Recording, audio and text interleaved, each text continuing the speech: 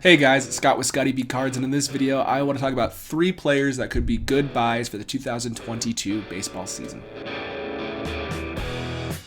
A lot of these players are players I'm already thinking about buying or are buying, and so instead of telling you to go buy these people, because I don't think that's the right idea, I want to show you who I'm looking at and why. More of a, this is who I think could be good, but it's not saying go blindly buy these people. Always, whether it's me or other people on YouTube or wherever else, do your own research to see if you think it's a good buy, because this is not true financial advice. So let's just jump right into it. The very first player that I myself am buying is Paul Goldschmidt, and I have had mixed reviews on Paul Goldschmidt. I actually bought a gold Bowman Chrome autograph of Paul Goldschmidt for like $900. Great deal. I could get that, who is a potential Hall of Famer, versus a Julio Rodriguez who hasn't played yet, base raw, which probably has issues, for $950. So I bought the Paul Goldschmidt and I'm excited about it. And let me explain to you why. I do think he's going to be a Hall of Famer. It all depends on how this next year goes. I thought he had no chance because in 2019 he got traded to the Cardinals. I wasn't sure that would affect his card prices. But if we see, he went from a 6.5 WAR player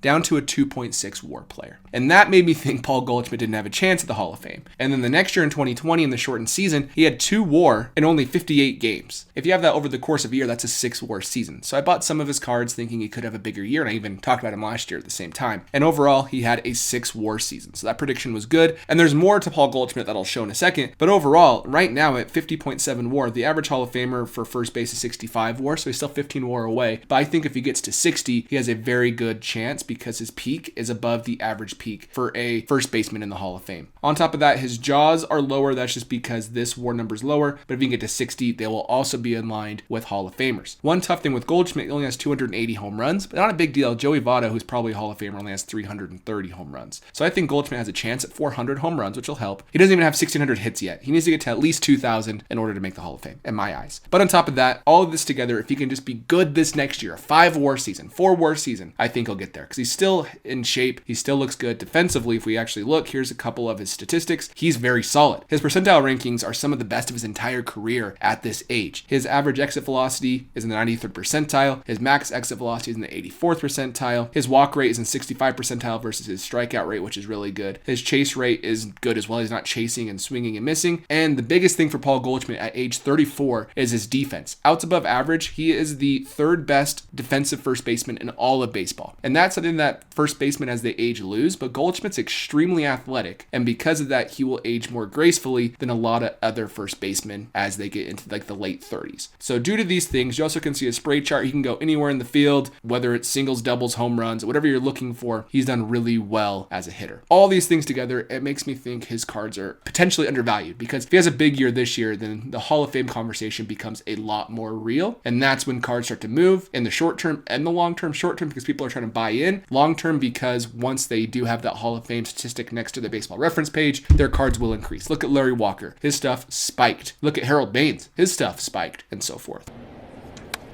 Wow. Wow, wow, wow. Holy smokes. Wow. He crushes it.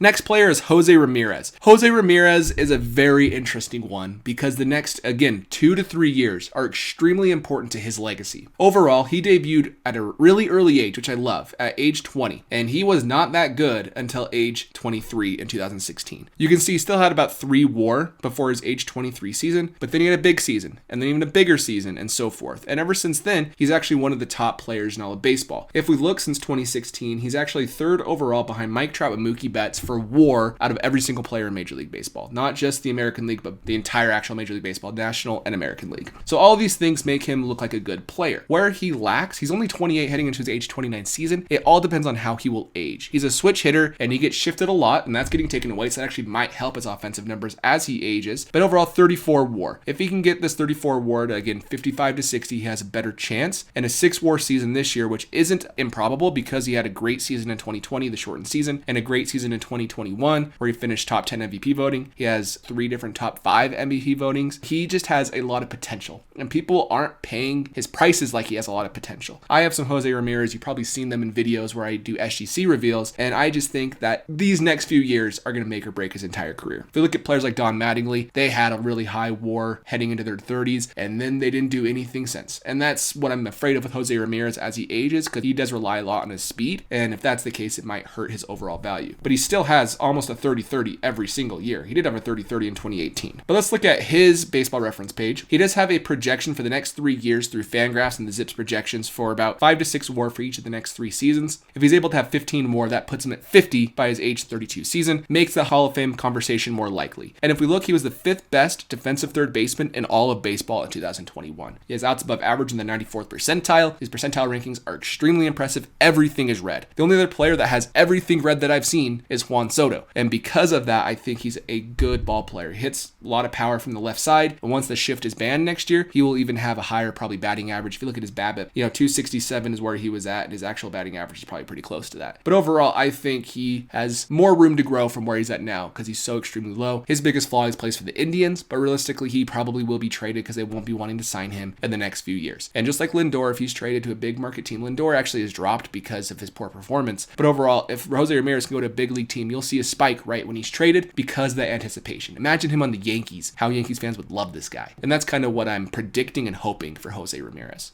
He's one of the better ones, without a doubt. I know! Deep left field! It is gone! A home run!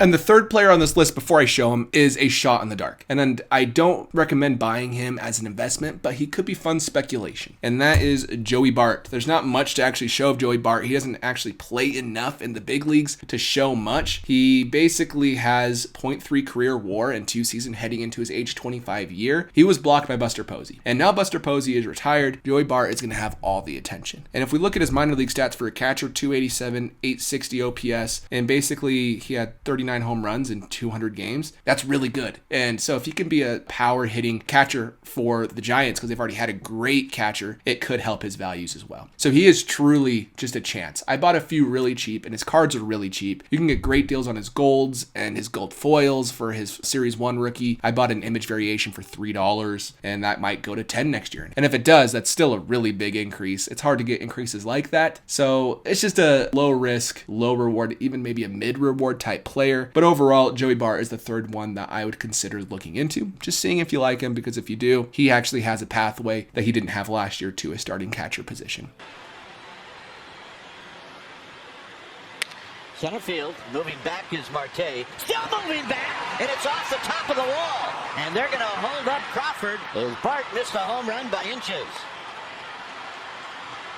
Other than that, guys, thank you for watching. Let me know in the comments below if you like Goldschmidt, Ramirez, or Joey Bart, or none of them, or who you predict might have a big year. Other than that, I'll catch you in the next video. See ya.